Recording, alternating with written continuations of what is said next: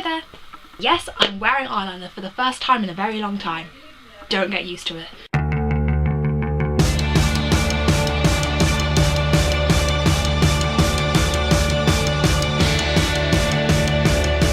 My favourite books of all time. It was requested and it seems like a really good and exciting video to do, so yes, I'm rambling, sorry. Massive stack of books beside me, so let's get on with it. Favourite book of all time is The Fault in Our Stars by John Green. John Green I am a huge fan of. I have some more books down here to talk about later on, but The Fault in Our Stars was a highly anticipated book within our community and the Nerdified Terrier community, and it is my favourite book of all time and I love it so much and it's perfect, and also I got a signed copy. So yeah, thank you very much, John. And I just love it so much, and I can go on for hours about how perfect it is and the amount of quotes I have that I adore, and it's just incredible. And also it's the American edition. So yeah, and it's a hardback. They now released it in paperback, but I got this about a week or so after it came out. I'm not really sure where to start. I was originally going to incorporate me talking about this book within a vlog during March at some time, however I thought it deserved some kind of video of its own due to it being so amazing. So this is my first ever book review I'm going to be doing on this channel, and probably my last, maybe, I don't know. This book has been a highly anticipated book throughout our community, the YouTube community and Nerdified Terrier, for quite some time now. Back in January last year, so it's perfect. Please read it. If you have not read it, please do. Yeah. I want to say I'm not going in order of favourite books or anything like that. They are just a selection of my favourite books, so yes. My next favourite book is Catching Fire by Suzanne Collins. I do enjoy the 3 books in the series, the Hunger Games series, but this was my favourite. This is the one I enjoyed the most, and the reason it's so crinkly is because I read it by the side of a pool when I was on holiday last year, and yeah, it's kind of hard to read, but it is brilliant. It's my favourite, and I'm really excited for the film, and I really liked it. It was really good and gripping, and I really preferred the arena in the second book to the first one. I don't know, maybe that's because I've seen the film many times now and I know the story so well, and I've read the book. Obviously I read the book before I saw the film, but yeah, it's my favourite, so yes. My next favourite book is Elsewhere by Gabrielle Zevin. This book, I read this in 2011. Yeah, and it is just such an easy read. I finished this within like 2 days whilst I was on holiday. I seem to be able to read faster when I'm on holiday anyway because I don't have any distractions. But this book, you end up wanting to read it again just after you've read it because of how incredible it is. And it's such a unique idea, and it's very moving. It's so moving. I nearly cried when I finished this. It's just so clever. It makes you believe that this actually happens, and I don't want to give any spoilers, but basically it's a unique take on life after death, and it's very emotional and very moving, especially as she is a similar age, the protagonist is a similar age to me, and it's just it kind of makes you think. Yeah, I don't really want to go into any more detail, but please read this book. It is incredible, and it is very cheap on Amazon. I got it to about £2 or something like that on Amazon I think that was 2 years ago though. I don't know how much it is now, but yes, read this book. Yes. One of my next favourite books is The Perks of Being a Wallflower by Stephen Chbosky.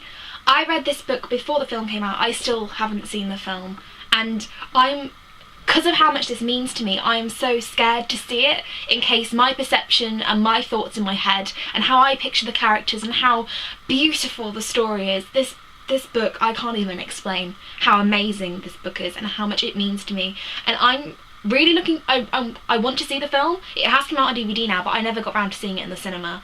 And I just don't really want to see it just yet. I don't think I'm ready to. I read this book last year, I think, before the film came out and everything else, but it is so beautiful, and I'm so in love with the character and the way it's written and the issues it faces, and it's so wonderfully written, and I just adore it. So yes, The Perks of Being a Wallflower is amazing. Yeah. Next is Looking for Alaska by John Green. This is the first John Green book I read, and I finished it really quickly. I finished it within less than 2 days again, and it's it's just so clever. John Green, I just love how he writes, and I love his characters. They are all very similar though, his characters and how he writes. It's very unique, but one thing I didn't like about the book is the way it's written with the before and after and 200 days before, so you know something was going to happen and you knew that the issue was going to happen, then it did. But I do love the book. I love the characters and I love how everything is described, and I love the relationships between Miles and everybody else, and I just, yeah, this is great. And John Green, you are just fabulous. Yeah.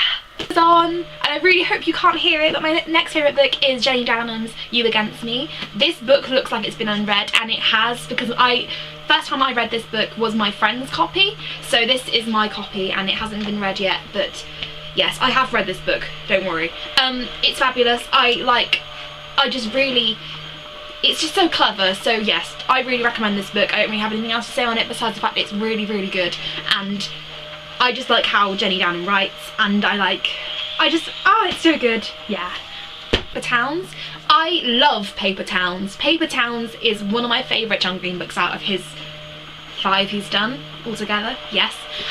I adore this book. I love Quentin and Margot and Radar and Lacey and how they all come together and their friendship and the determination that Quentin has to find Margot. I love Margot's character. I love the dialogue and the relationships, and I just think it's fantastic, and it's so good. So yes, Paper Towns is fabulous. Again, John Green is fabulous.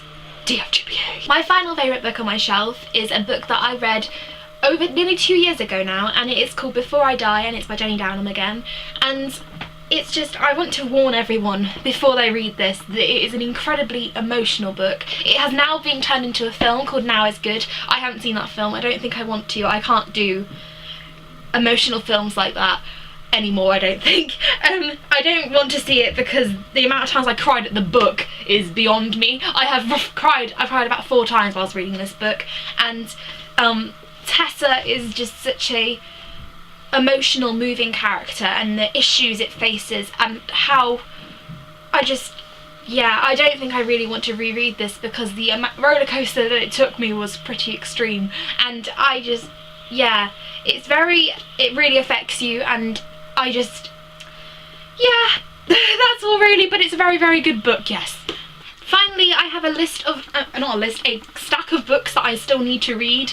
A lot of them from the library, some of them are from friends, one of them is from my English teacher, yeah.